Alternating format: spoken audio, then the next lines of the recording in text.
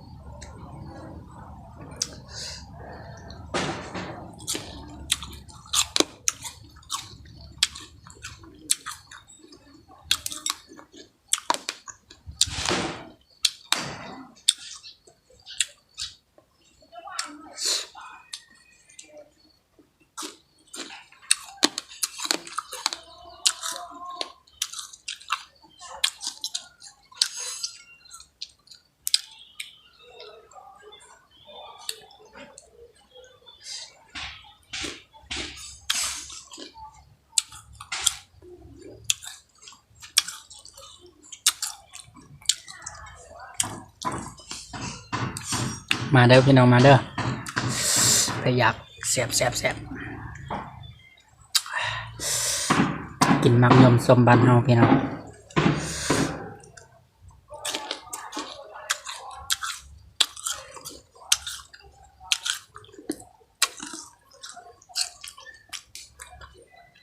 จำกับเจ้าปลาแดกบ้านนา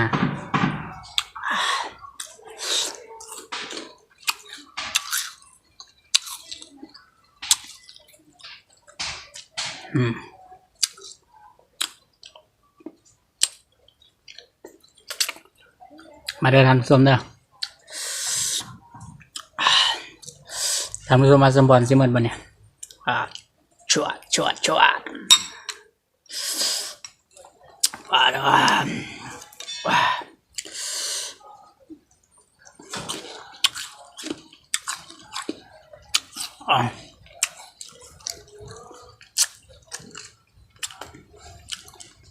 มันเจ็บท้องแน่นอนนะมันเนี่ย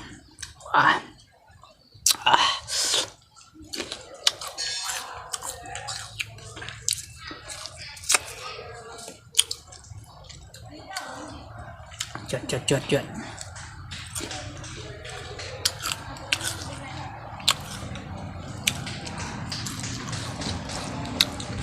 เนาะ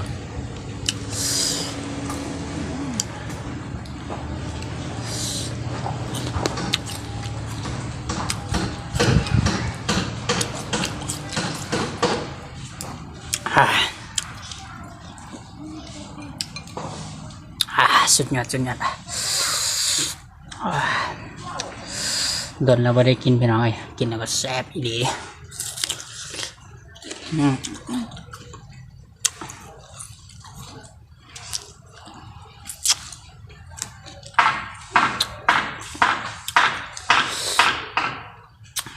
สุดยอดนะ